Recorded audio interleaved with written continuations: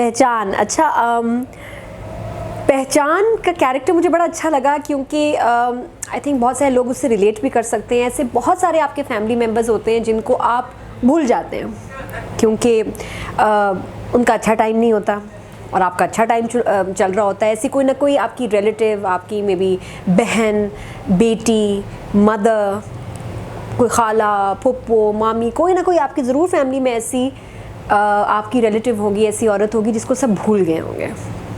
तो मेरा भी कैरेक्टर एक ऐसा है जिसको उसका भाई भूल गया, ख़ानदान भूल गया, किसी को याद नहीं कि वो है या कभी थी, और 13 साल से उसको किसी ने पूछा नहीं, और वो अकेले एक अपने फादर की हवेली में रहती है और उसको ये था कि ये हवेली ना बिके।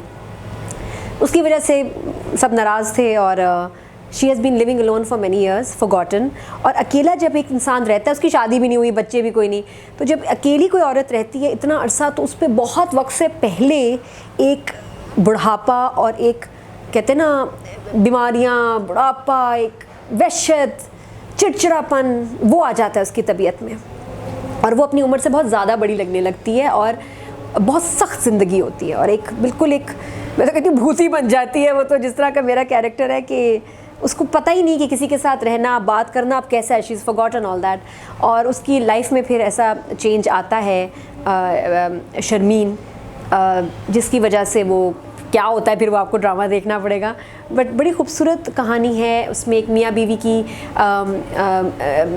क्या कह सकते हैं मिसअंडरस्टैंडिंग और बीवी का अपना पहचान बनाना, बहुत सारे शेड्स हैं, बड़ा इंटरेस्टिंग है। लेकिन जब अगर मैं अपने कैरेक्टर की बात करूं तो बहुत चैलेंजिंग था। इनफैक्ट जब मुझे इन्होंने ऑफ़र किया तो मैंने MD प्रोडक्शंस, हम टीवी को कहा कि ये मेरे बारे में सोचा किसने, एंड आई वाज शॉक्ड कि इन्होंने, मतलब अगर मैं ये इस टीम में होती तो मुझे 100 नाम अगर दिए जाते ना तो उसमें नादिया खान का नाम ना होता कि वो ये कैरेक्टर करेगी। प्लस ये कि इस कैरेक्टर को कथक का बहुत शौक़ होता है और वो भी उसको फैमिली करने नहीं देती, तो उसमें उसके वो वाले सीन्स भी हैं जब वो कथक करती थी अपने वालिद साहब के ज़माने में, और फिर उनके बाद सब चीज़ें कैसे बदल गई।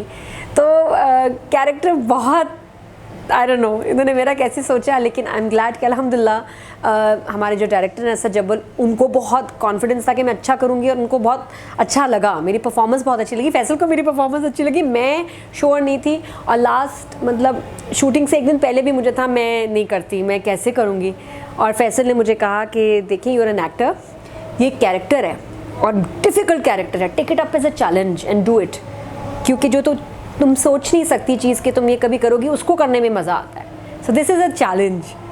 मुझे डांस का बहुत शौक है, लेकिन कथक या क्लासिकल डांस बहुत मुश्किल चीज़ है और बहुत टेक्निकल है। आप नॉर्मल डांस में ना हाथ पैर जैसे हिलाओ, आप यू कांट बी रॉन्ग, कोई आपको जज नहीं करेगा।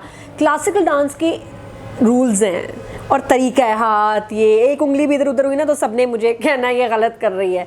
तो उसके लिए प्रॉपर फिर गुरुजी टीचर आए, उन्होंने मुझे सिखाया, गाइड किया, पर बहुत मुश्किल है क्योंकि इसमें ये जो उंगलियां, हाथ, ये बहुत बहुत मुश्किल और बहुत डिसिप्लिन इसमें चाहिए, करेक्ट होना बहुत ज़रूरी है। तो दिस वाज टफ़, बट बाकी जो दूसरा इसका लेटर ऑन वाला पार्ट है वो भी बहुत टफ़ था इरफान, वाकई बहुत मुश्किल था। और मैंने स्क्रिप्ट पढ़ा था, मैं ऑनेस्टली मैं बताऊँ हर किसी ने मुझे हम टीवी MD में कहा तुम कर लोगी, सवाए मैंने सवाए मुझे लग रहा मैं नहीं कर सकती। और एक और मैं अगर बात बताऊँ कि आजकल की एक्ट्रेसेस में समबडी माई एज ये कैरेक्टर करे ना, और जिस तरह का ये नॉन ग्लैमरस कैरेक्टर है कि मेरे पास 6-7 कमीज़ें होंगी ऑफ डलेस्ट कलर्स, कोई मेकअप नहीं है पूरे ड्रामे में, मेरे बाल कोई नहीं बने हुए, बल्कि मैं ऐसे धो के ना ऐसे चली जाती थी वॉश करके रोज़, तो उस पर कहीं स्प्रे लगा दिया, इधर उधर फैला दिए। ये बहुत कम होंगे एक्टर्स जो ऐसे करेंगे, क्योंकि हम लोग बहुत ग्लैमर और लुक कॉन्शियस हैं, और मुझे ऑनेस्टली फ़र्क नहीं पड़ता। मैं आप यकीन करें मैंने मॉनिटर पे आज तक अपना स्क्रीन नहीं देखी अपनी कि मैं लग कैसे रही हूँ उस प्रोजेक्ट में, because for me it's a character बस। तो ये भी एक बात है कि मुझे विदाउट मेकअप, विदाउट ग्लैमर मैं इस ड्रामे में आई हूँ। आई थिंक लोग बहुत समझदार हो गए हैं और वो फेडअप हो गए एक जैसी वो जो है ना पेंट हुई हुई शक्लों को देख देख के। हमारे ड्रामाज, हमारे कैरेक्टर्स, हमारे आर्टिस्ट इतने प्रिडिक्टेबल हैं कि आप किसी एक्टर के 10 ड्रामे आप उठा लें, एक जैसी लुक है, आप कितना वेरिएशन दे देंगे, मैं तो लकी हूँ और मुझे अब अच्छा लग रहा है कि मैं तो कह रही हूँ प्लीज़ मुझे कैरेक्टर्स दो अच्छे मुश्किल। मुझे मिमिक्री का बहुत शौक है, मैं तो अपनी आवाज़ बदल के भी बोलना चाहती हूँ। मैंने कितने ड्रामे किए, अमीर बाप की बिगड़ी हुई बेटी, I am sick of them. और अब मुझे अच्छा लग रहा है कि अब मुझे फाइनली डॉली डार्लिंग में मैंने बड़ा इन्जॉय किया। कैरेक्टर रोल्स में ज़्यादा मज़ा आता है because you have performance for margin. और मुझे लगता है कि जो मेरे फैंस हैं या व्यूअर्स हैं उसको पसंद करेंगे कि देखो इसने ये कितना मतलब डिफरेंट किया है। एंड आई थिंक लोग चाहते हैं अब आर्टिस्ट को डिफरेंट देखने में, गेटअप में, वही शक्लें वही गेटअप नहीं होना चाहिए। मैंने जब ये स्क्रिप्ट पढ़ा मैंने कहा फैसल मैं नहीं कर रही है, ये बहुत मुश्किल है, ये डिफरेंट है, तो आई डोंट नो, मुझे इट्स नॉट मी, मैं कैसे करूँगी। तो उन्होंने कहा था आपको करना चाहिए। मैं मेरे को स्टोरी सुनाई तो मैंने कहा अपनी एज से बड़ा कैरेक्टर है, बाल बिखरे हुए, मेकअप नहीं है, वो सारा मुझे भी थोड़ा सा लग रहा था कि भाई लोग क्या कहेंगे कि ये क्यों ऐसा कैरेक्टर कर रही है, ये क्या लग रही है। तो he said कि नहीं it's good for you. Faisal was very supportive. Faisal is here. And he's here. हाँ जी माइक में। और ये फैसल आते भी थे और मुझे रोज़ ये कैरेक्टर में देखते थे और सिखाता भी था, कथक तक सिखाया मैंने, है ना। नहीं, नादिया में जितना पोटेंशियल है एंड आई सीरियसली थॉट कि नादिया को ऐसा प्रोजेक्ट करना चाहिए। It was really very challenging and Nadia I think she did very well. और जितना सीरियसली ये एक किसी प्रोजेक्ट को लेती हैं उतनी सीरियसनेस से इन्होंने इसको देखा, जाना और अपने आप को ढाला इसमें।